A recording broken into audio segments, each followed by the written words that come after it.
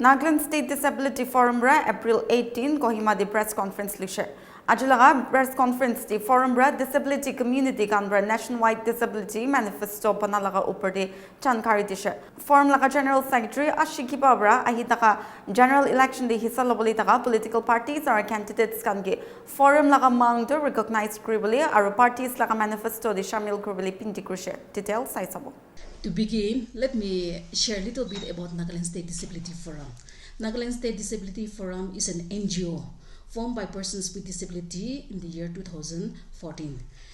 Since the inception, with the Nagaland State Disability Forum, the state level body, mobilizing persons with disability of all the districts, mobilizing and to bring them under the umbrella of Nagaland State Disability Forum to fight for the rights of persons with disability in Nagaland.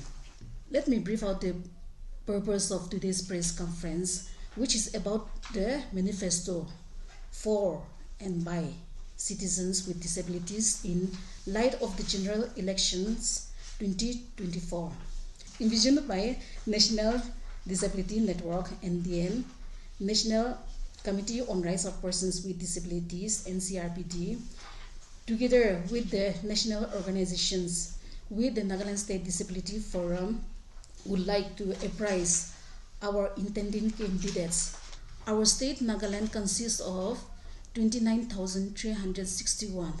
This is what that we don't accept the figures because there will be much more than this because the coverage is not reach out to all or non-acceptance of disability. The citizens with disabilities of India, including our state, demand that all political parties consider us part of the development agenda. We no longer can wait and watch our rights being denied. Here are some of the key demands which we will highlight accordingly. 5% budget allocation for disability activities, which can be carried out for training, workshops, accessible constructions, etc. The second, health insurance. Health insurance, affordable and accessible health insurance policies for all persons with disabilities. Here we have the challenges because the policy is not inclusive or because the persons with disabilities have the mobility challenges or accessibility, attitudinal barriers of the staff or the agents, high cost for treatment, lack of awareness for government insurance schemes, including Ayushman Bharat and the Nirmaya schemes. Thus, we demand all the political parties to introduce a health insurance schemes in line with Ayushman Bharat scheme for persons with disabilities. We, the Nagaland State Disability Forum, is holding this press conference today to spotlight the nationwide disability manifesto crafted by the disabled community. This demand encapsulates the essential needs of persons with disability, which any incoming government must address and prioritize. When we say must address and prioritize, we mean it, including the electoral process. Of course, something is happening, but we are really looking forward that it can be done much better than this. We are fighting for our rights, and we are expected that all candidates and political parties in Nagaland to recognize our demands. They are entrusted with representing Nagaland's voice at the center, and we urge them to advocate for us, the persons with disability community, as an integral part of a Naga society, because we are not just a significant portion of the voting population. Consider our demands and include us in their manifesto for their 2024 general election. The implementation of disabled-friendly infrastructure falls short, restricting the independence and mobility of a persons with disability in the community. We urge all the political parties to ensure full accessibility of public and private buildings, products, services, transportation, and communication system within 3 years through the public-private partnerships. Also mandate accessibility as a requirement for all businesses and enact comprehensive disability inclusive guideline for app-based cab aggregators nationwide by 2026, integrating them into existing Motor Vehicle Aggregator Guideline 2020.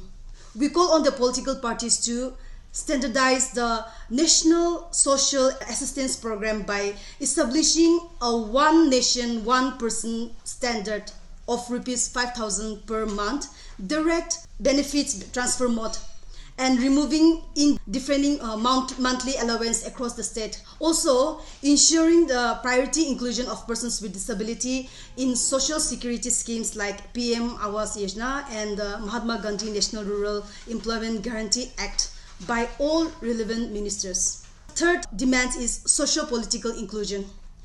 The Election Commission's recent guidelines for the political party highlight a lack of awareness regarding disability mainstreaming in society. When we talk about the climate change has a huge impact on the persons with disability. Persons with disabilities are the people who are very much marginalized, and they are the most sensitive sections of society in our state or in our country.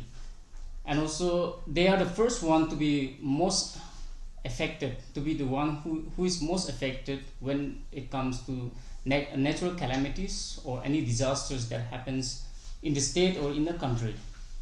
So likewise, people with disabilities are disproportionately affected by this climate change.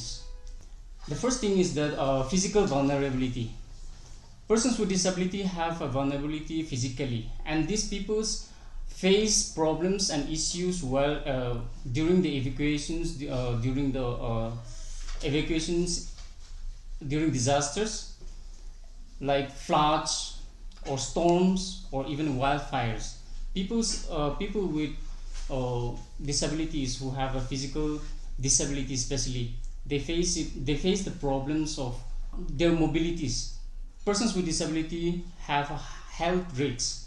So due to climate change, there are different diseases coming out in different forms, and then this, when it comes to the diseases or germs or like any kind of calamities or disaster that happens within the state or within the society, people with disabilities are the ones who have the most disadvantaged to be affected by this climate change, which is happening and causing diseases and other calamities.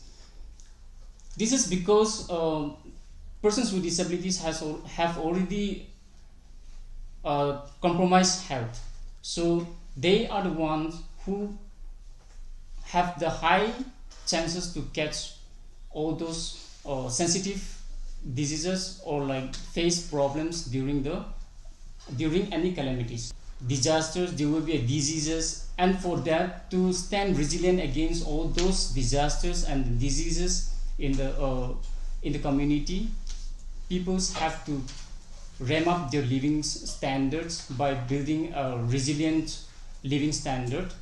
All these factors result into the high cost of living, and then we demand that the governments of our country, our states, look upon all these things. During the disaster response or recovery efforts, people with disability have very high chance of facing social exclusions or discriminations, leading to further marginalizations and difficulty in accessing assistance. People with disabilities have been facing high challenges, this has been very much challenging for persons with disability to get an education in our state and even in our country. So when we talk about education is the key to access equal educations, inclusive education. Yeah, so it is the key to access equal opportunities on educations for persons with disability. And then absence of these inclusivities will only lead to the children into isolations from the mainstream schoolings and education. Accessibility is one factor that is affecting the education for persons with disability. Now we have been talking about sports, and we have been seeing about sports happening in every nooks and corners of the country in the states. The sports are being considered one of the persons with disabilities also have so much potentials in this sports. When it comes to sports, sports has been one of the challenges for persons with disability in the field of games and sports for persons with disability. There has been lack of facilities and also lack of services for persons with disability when it comes to the sports. We have a para sports committee in our state, in the state of Nagaland, and then which is already constituted, but it's sad to say, but this committee has not been taking things seriously. Of course, it is there existing and functioning, but committee is not promoting the sports, this para sports for persons with disability in a proper ways. So there are so many things that we need to keep in mind still to promote and realize the full potentials of the children with persons with disabilities in this even in the sports sector. We lack budgets for sports for persons with disability. When it comes to sports, it requires a lot of financial supports to come up with, to ramp up with the facilities, to come up with accessible sports for persons with disability. So it is our humble request and also our humble appeals and demands to the governments that these allocations of proper budgets for persons with disability in the sports are also needed to be done. Persons with disabilities are lacking in the sports because of the lack of accessible infrastructures. There are no stadiums or sports infrastructures that are available in our states are accessible. So these infrastructures, keeping in mind the infrastructure, without the infrastructure and the support of these facilities, the persons who cannot excel in the sports. So even for persons with disability, in order to get into the fields and in order to get into the arenas, they need accessible grounds, accessible facilities, accessible infrastructures. They need accessible like stadiums so that they can come and participate, and also they can play the games which they love.